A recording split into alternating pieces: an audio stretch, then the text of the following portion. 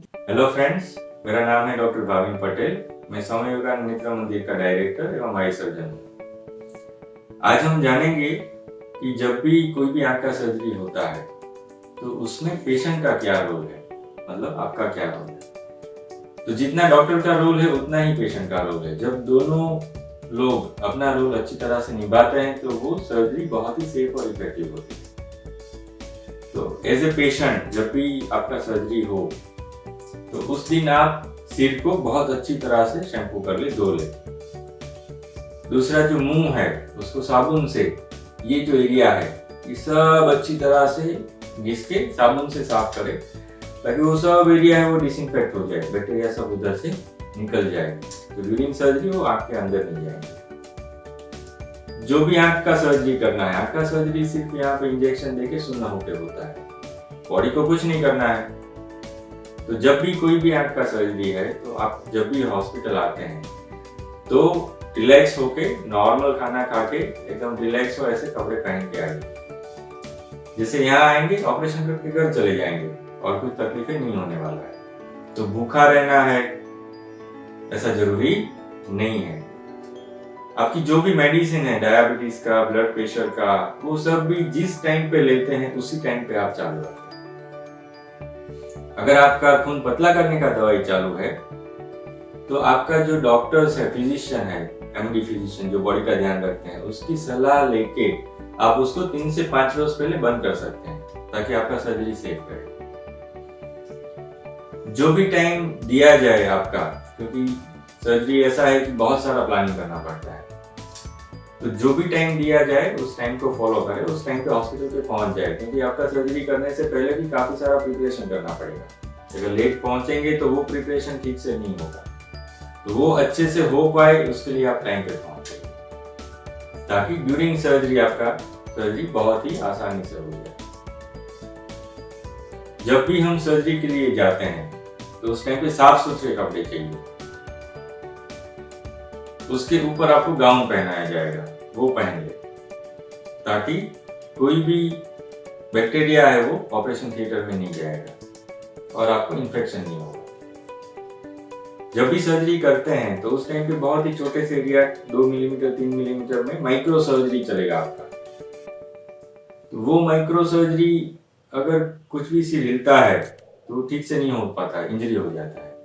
तो during surgery आप आराम से सोते रहे, जरा भी सिर ना हिलाए अपना।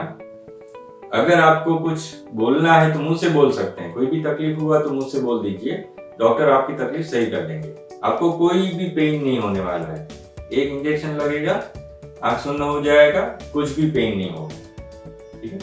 तो ड्यूरिंग सर्जरी आपको सिर नहीं हिलाना है। अगर डॉक्टर आपसे कुछ पूछे तो मुंह से बोलना है हाँ या ना, ऐसे सिर नहीं हिलाना है। अगर आपको खांसी छींक आ रहा है आप डॉक्टर को पहले ही बोल दीजिए ताकि डॉक्टर सब साधन हटा ले। उसके बाद डॉक्टर आपको बोले तब हल्के से खांसी खाइए, और जोर से खांसी खाने से प्रेशर बढ़ता है आप। अगर आपको नींद आ जाए, ऑपरेशन के टाइम आपको कुछ दवाई ऐसी दी जाएगी कि आप रिलैक्स होकर सो जाएंगे। अगर नींद आ जाए तो आप याद रखिए कि ऑपरेशन हो रहा है, तो उठने पे जब भी नींद खुलती है तो आप एकदम से खड़े होने के लिए मत चाहिए। ये सब फॉलो करने से आपका सर्जरी एकदम सेफली हो जाएगा। जब भी सर्जरी खत्म होता है तो बाहर आके थोड़ा कुछ भी हल्का सा चाय नाश्ता करके फिर घर चले जाइए। घर पे जाके काफी ध्यान रखना है कि आंख में धूल मिट्टी नहीं गिरना चाहिए, पानी नहीं गिरना चाहिए, क्योंकि धूल मिट्टी में बहुत सारे बैक्टीरिया होते हैं और पानी में भी होते हैं, तो बैक्टीरिया लगेंगे तो इन्फेक्शन का चांस रहेगा। तो सर्जरी के बाद एटलीस्ट 1 हफ्ते के लिए, हो सके तो 2 हफ्ते के लिए गले से नीचे न आइए, मुंह और सिर मत धोइए, लेकिन तौलिया को गर्म पानी में भिगो के स्पॉन्जिंग कर लीजिए। ये स्पॉन्जिंग करने से क्या होता है, ये सब बैक्टीरिया साफ हो जाता है। या तो आप वेट टिश्यू भी यूज कर सकते हैं, ठीक है। सुबह शाम आंख को साफ करने के लिए आपको साथ में स्टेराइल बर्ड्स और कॉटन दिए जाएंगे, उसको यूज करके आप आंख को सुबह शाम साफ कर सकते हैं। वो भी आंख बंद करके हल्के से बाल से साफ करना है ताकि वो कचरा आंख के अंदर फिर जमा होकर ना चला जाए। अगर वो आपसे ठीक से साफ नहीं हो पाता है और दिक्कत लगता है तो कभी भी आके यहाँ डॉक्टर से साफ करवा सकते हैं। ऑपरेशन के बाद जब भी ड्रॉप्स डालते हैं तो सिर ऊपर करके नीचे का पलक लेके दूसरे को बोलिए कि वो ड्रॉप डाल दे। ऊपर हो सके तब तक टच नहीं करना, क्योंकि ऊपर सीधा आई बॉल टच हो जाएगा, नीचे करेंगे तो बोन टच होगा, तो वो आपको सेफ रहेगा। तो जो भी आपको ड्रॉप्स डालते हैं उनको बोलिए कि पहले उनका हाथ धो ले या तो स्टेरिलाइज कर ले और उसके बाद आंख में ड्रॉप डालते हैं। जब भी ड्रॉप डालते हैं तो एटलीस्ट 5 मिनट के लिए आंख बंद रखें मिनिमम, और उसके बाद ही खोलें।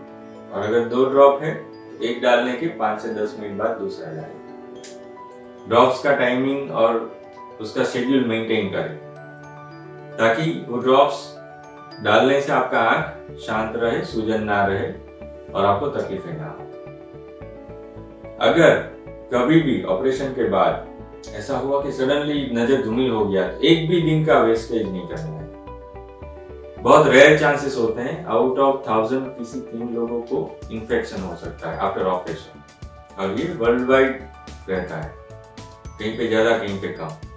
लेकिन अगर इन्फेक्शन होता है, आंख में मवाद होता है, तो तुरंत ही बहुत ही पेन चालू होता है और दिखना एकदम से कुछ घंटे में धूमिल हो जाता है।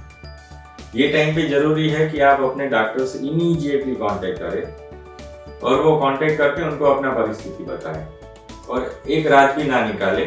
उस टाइम पे डॉक्टर के पास जाके अगर ये डायग्नोसिस होता है कि अंदर इन्फेक्शन हो गया है, तो आंख में सुई लगवा के तुरंत ही उसको ठीक कर सकते हैं। जितने जल्दी पहुंचेंगे उतना वो जल्दी ठीक होने का चांस रहेगा, उससे घबराने की जरूरत नहीं है।